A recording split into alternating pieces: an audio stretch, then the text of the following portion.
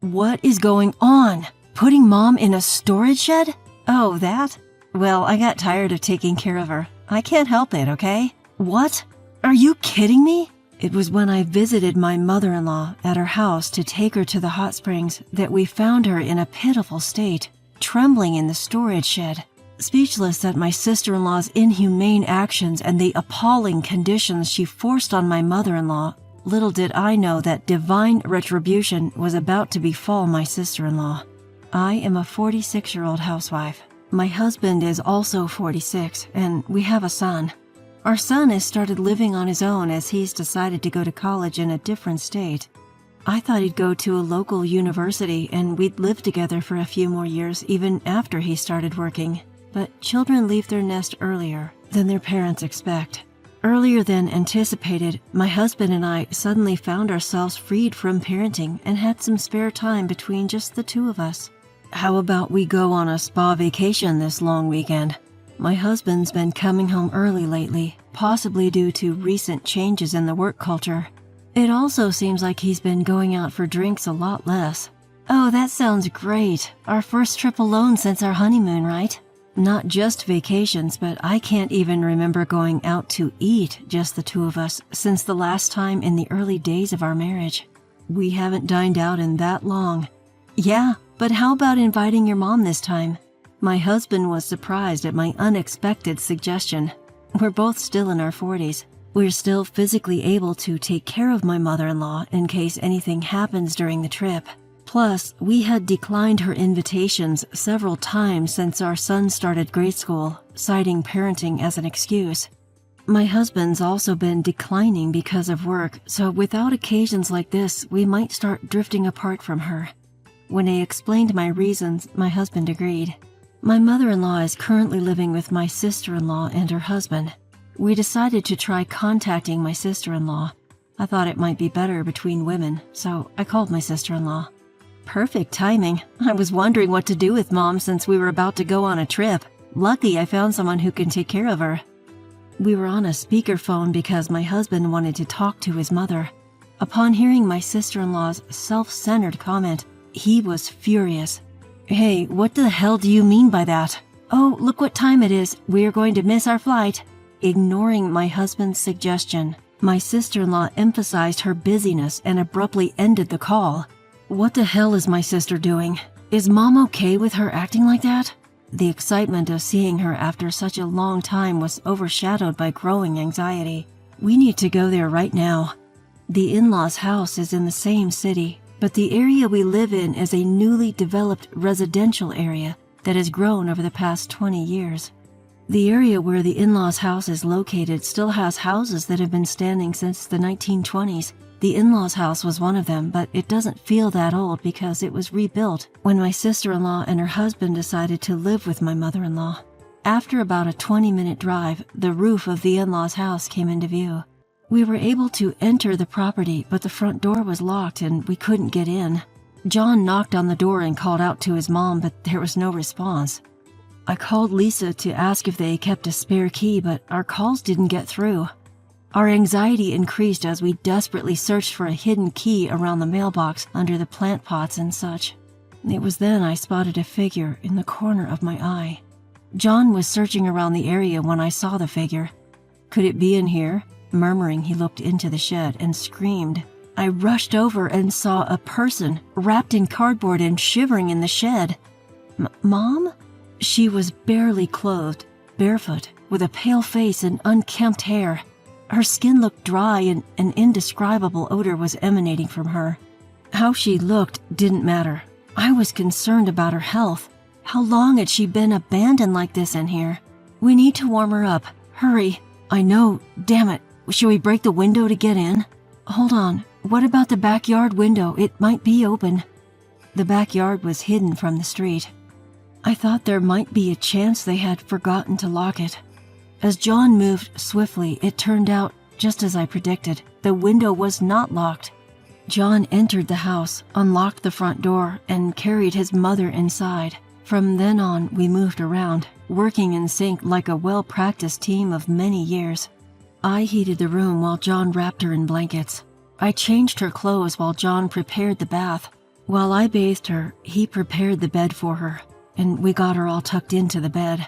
"Oh, it's so warm. It's like heaven," his mother murmured as she closed her eyes and appeared to drift off to sleep. "Your mom should have a family doctor at her age, right?" I suggested that we might call her doctor for a home visit, but we couldn't find her room.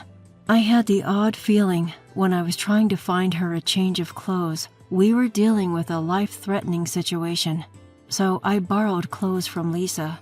Lisa has a room full of clothes, but there wasn't a single item that seemed to belong to my mother-in-law.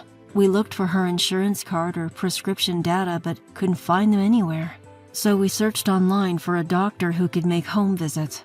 As soon as we got a doctor to visit, John reported it to the police. The doctor's diagnosis was that it could have been very dangerous if we had found her any later. It was said to be the coldest day this winter, and there might even be some snow along the mountains. The doctor also found signs of malnutrition and dehydration due to extremely low food and water intake. In addition, a skin rash caused by the appalling conditions she had been left in. She even got lice in her hair, which is unbelievable in this day and age. He gave us some prescriptions and told us to get her to her family doctor as soon as possible. While we were looking for her insurance card and other necessary items, we found the contact information for the care service that had been taking care of her. It was saved in the home phone's contact list, and fortunately, it hadn't been deleted. We had to find out what had been going on since we were busy and prioritizing our own lives, so we contacted the care service, and we were told that Lisa had suddenly terminated the contract one day without any warning. They couldn't do anything after the contract was abruptly terminated. I could tell that the caregiver had been genuinely concerned about my mother-in-law. She told me that occasionally my mother-in-law had bruises, indicating the potential of ongoing domestic abuse. The caregiver told us that they had tried to subtly inquire about it with Lisa, but she had just deflected the inquiry. Years of abuse on a daily basis. Was your mother enduring it? Damn it. Sure, I was overwhelmed with my first child back then, but it was not like I was so cornered that I could pay no attention to my mother-in-law. I deeply regretted taking advantage of my mother-in-law's words. It's okay, it's okay. As a mother, it's natural that your child comes first. The numerous times she invited us over, it might have been her cry for help to get away from Lisa's abuse. To my constant expression of regret, my husband said, "It's not your fault. I'm equally to blame. Actually, I'm probably more at fault." Now it's only Lisa and her husband who can reveal the truth. We can't be sure of anything unless we hear it directly from Lisa, but she's the kind of person who could do such a thing without remorse. It's clear that a dispute over what was said or not said would arise later. We decided to record all our conversations over the phone. Lisa answered the phone, but she sounded annoyed to receive a call while she was enjoying her vacation. However, when my husband raised his voice, she gave in and started to speak flatly. I listened closely to the conversation on the speaker. My mother's forgetfulness was seriously getting on my nerves.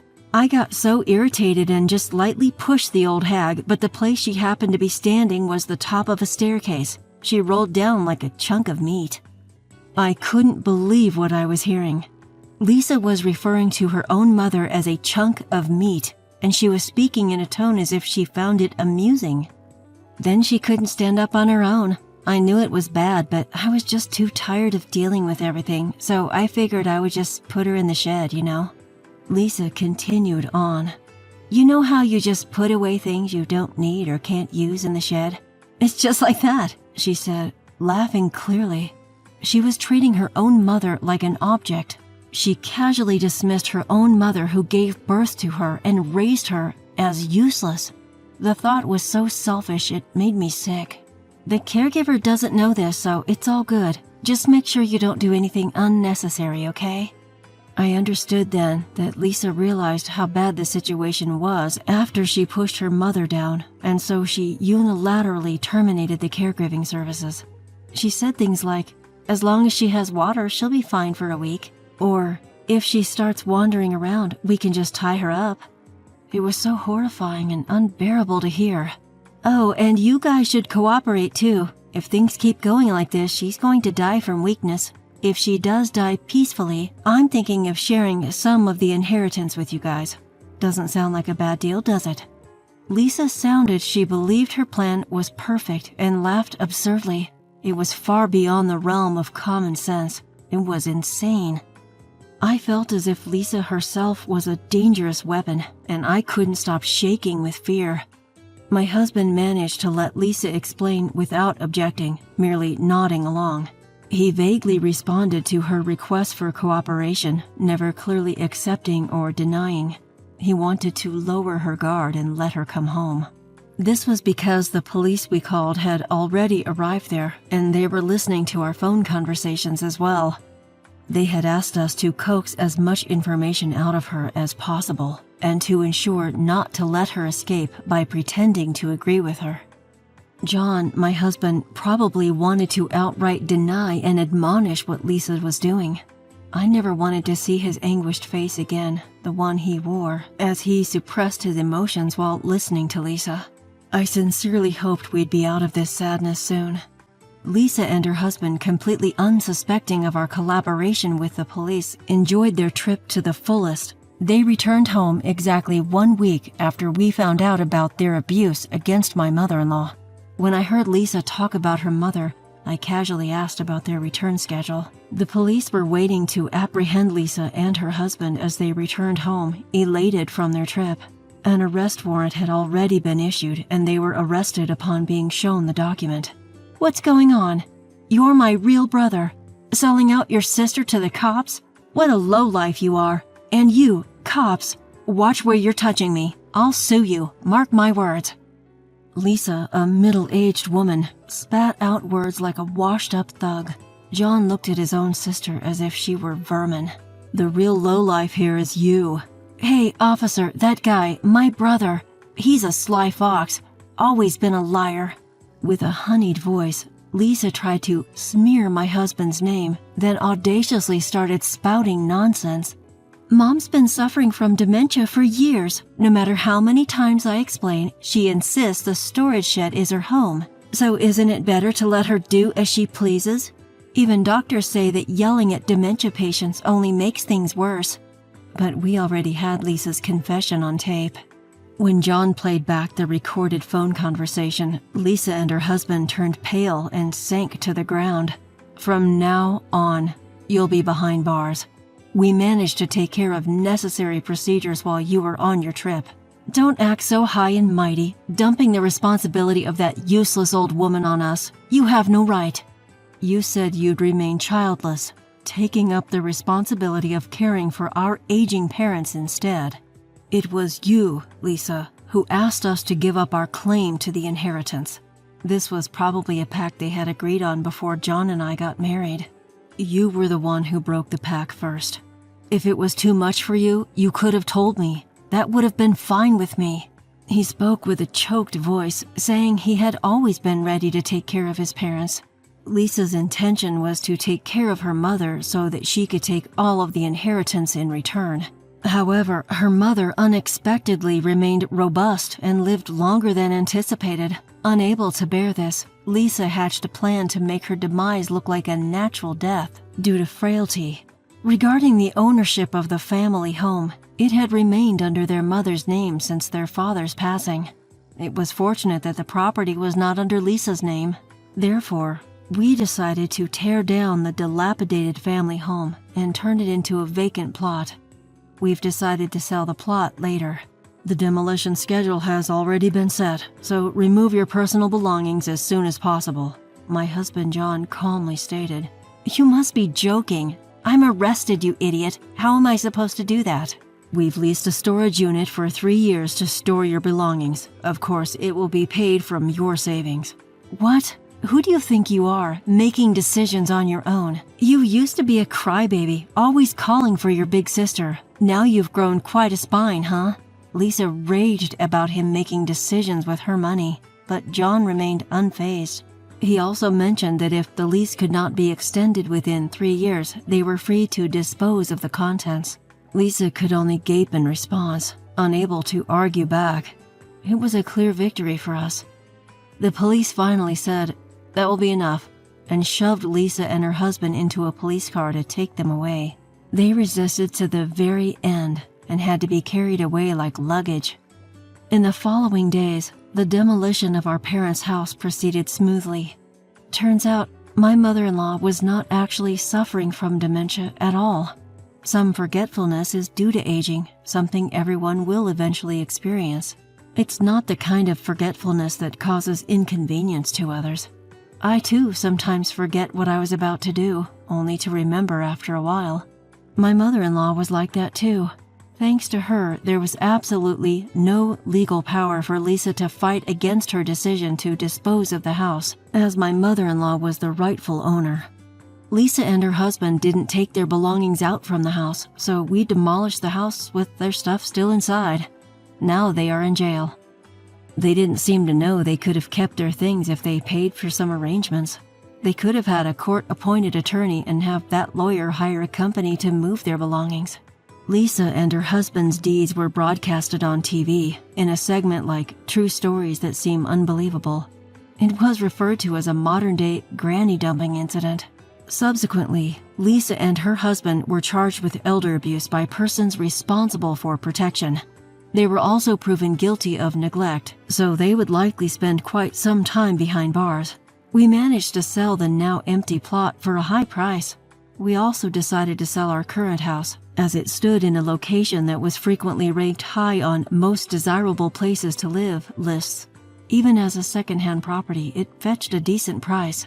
We used that money to build a house for the three of us, including my mother-in-law, at a location where we'd feel comfortable when we get old. It was a one-story, elderly-friendly house. The town had regular bus service and excellent care services were available. After the change in environment, my mother-in-law has become remarkably healthier. She walks with her back straight and doesn't miss her daily morning exercises. Now she enjoys tending to the home vegetable garden with me every day. We'll soon have the vegetables we grew together on our dinner table.